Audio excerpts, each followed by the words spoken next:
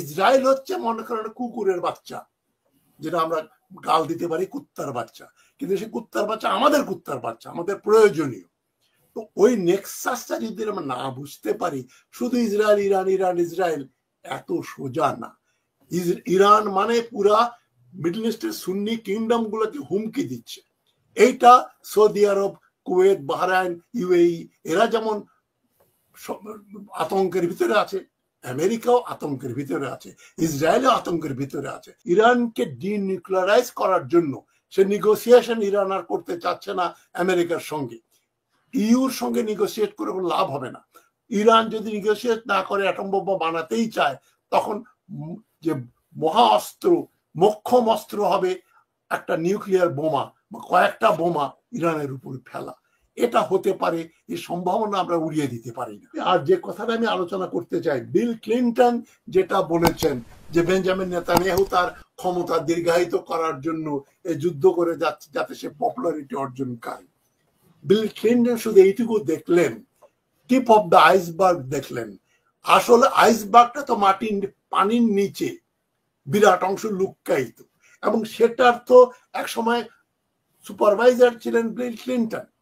মার্কিন স্বার্থ রক্ষা করা, পশ্চিমা স্বার্থ রক্ষা করা, এই পশ্চিমা হেগেমনি সারা দুনিয়াতে পশ্চিমা দেশদের প্রাধান্য বজায় রাখার জন্যই তো ইসরায়েলের সৃষ্টি করা হলো। 1896-এ থিওডোর হার্জেল, যাকে বলা হয় ফাদার অফ জায়নিজম, তিনি একটা বই লিখেছিলেন, দ্য জুইশ স্টেট। উনি অস্ট্রিয়ান ইহুদি থিওডোর হার্জেল, HERZL। সে বইটার নাম ছিল দ্য জুইশ স্টেট, জার্মান ভাষায় লেখা দ্য জুদানস্টাট, দ্য জুইশ স্টেট। সেই বইতে একটা লাইন আমার খুব প্রিয়। সেই লাইনটা হচ্ছে কি, যে আমরা প্যালেস্টাইনে ইহুদিদের জন্য একটা দেশ চাই, ইসরায়েল চাই, 1896। এবং সেই দেশটা কি হবে জানো? সেই দেশটা, বইটা তো লেখা পশ্চিমাদের জন্য, সেই দেশটা হবে will be a western rampart in the heart of the Arab world. ওই দেশটা হবে পশ্চিমাদের একটা ঘাঁটি, আরবদের বুকের ভেতরে একটা ঘাঁটি হবে ইসরায়েল। সুতরাং তোমরা এটাকে সমর্থন করো, তোমাদের যা কিছু পয়সা করি লাগে রথচাইল্ড দেবে। এবং এই জন্য ইসরায়েলের সৃষ্টি হলো। সুয়েজ খাল হয়ে গেছে 1869। সুতরাং সুয়েজ খালের অঞ্চলে এই কর্তৃত্ব রাখার জন্য তখনকার পশ্চিমা জগতে সবচেয়ে গুরুত্বপূর্ণ দেশ ছিল দুইটা, ব্রিটেন যুক্তরাজ্য এবং ফ্রান্স। এই Anglo French alliance, Anglo French interest Suez canal তারা দুজনে ওন করত। এটাকে রক্ষা করার জন্য একটা দেশ দরকার, ঘাঁটি দরকার। সে ঘাঁটি হচ্ছে ইসরায়েল। এখন কোল্ড ওয়ার চলে গেল, কলোনিয়ালিজম চলে গেল, পোস্ট কলোনিয়ালিজম যেটা, এই যে পোস্ট কলোনিয়ালিজম যেটা, এটা যে নিও কলোনিয়ালিজম, নব্য সাম্রাজ্যবাদ যে সৃষ্টি হয়েছে 1945-এর পরে, সেইটার কাস্টোডিয়ান ছিলেন Bill Clinton, American president custodian. তারাই ওটাকে রিপ্রেজেন্ট করে। ওই দিকটা উনি ইচ্ছা করেই এড়িয়ে গেলেন এবং বলে দিলেন এটা নেতানিয়াহু তো কলকব্জা নাড়ছে না, কলকব্জা নাড়ছে ওয়াশিংটন এবং নেতানিয়াহুর মাধ্যমে করাচ্ছে। বদনাম হলে নেতানিয়াহুর হবে, আমাদের কি? কিন্তু আমরা আমাদের উদ্দেশ্য হাসিল করব। যে জন্য আমেরিকান, যে আপনি বললেন, নাম বললেন মহিলা, মুখ ফসকে বলে, হ্যাঁ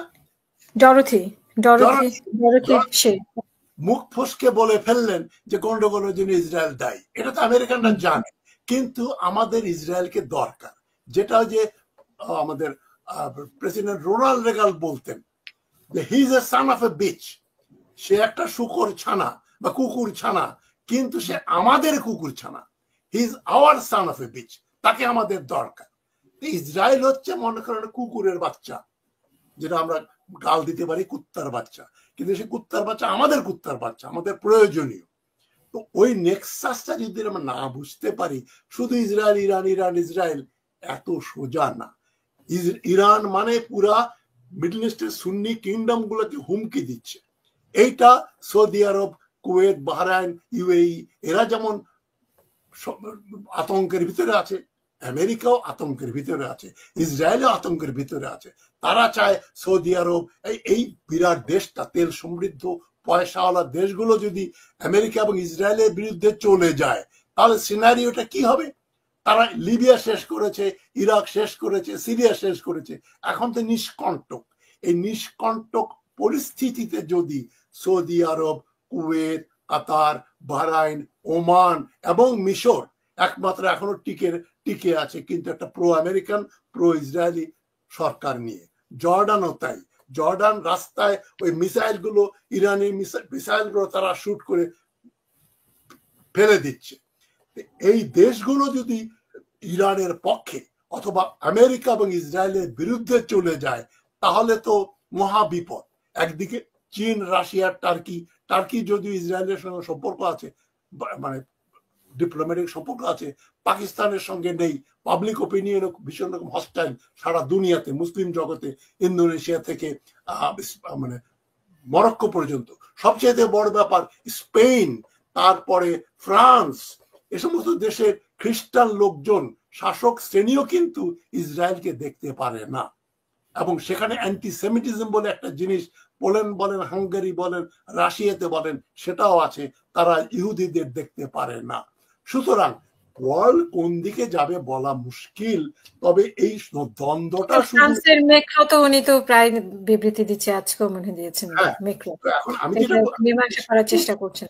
আমার বক্তব্যের শেষ কথা হলো যে এই দ্বন্দ্বটা ইরান এবং ইসরায়েলের দ্বন্দ্ব না, এটা মার্কিন তত্ত্বাবধানে যে নব্য সাম্রাজ্যবাদী শক্তি কাজ করছে, অস্ট্রেলিয়া থেকে আমেরিকা, কানাডা পর্যন্ত, তাদের সঙ্গে তাদের বিরোধীদের থার্ড ওয়ার্ল্ডের, মুসলিম ওয়ার্ল্ডের সংকট। এটা একদিনে তৈরিও হয় নাই, একদিনে শেষও হবে না। তবে ইসরায়েল, আমি যেটা মনে করবে যে ওই অ্যান্টি আমেরিকান, অ্যান্টি ইসরায়েলি দেশগুলোকে দুর্বল করার জন্য ইরান একমাত্র যে লাফাচ্ছে এবং নিউক্লিয়ার বোমও তৈরি করতে পারে, ইরানকে ডিনিউক্লিয়ারাইজ করার জন্য সে নেগোসিয়েশন ইরান আর করতে চাচ্ছে না আমেরিকার সঙ্গে। ইউর সঙ্গে নেগোসিয়েট করে কোনো লাভ হবে না। ইরান যদি নেগোসিয়েট না করে অ্যাটম বোমা বানাতেই চায়, তখন যে মহা অস্ত্র, মোক্ষম অস্ত্র হবে একটা নিউক্লিয়ার বোমা বা কয়েকটা বোমা ইরানের উপর ফেলা। এটা হতে পারে, এই সম্ভাবনা আমরা উড়িয়ে দিতে পারি না।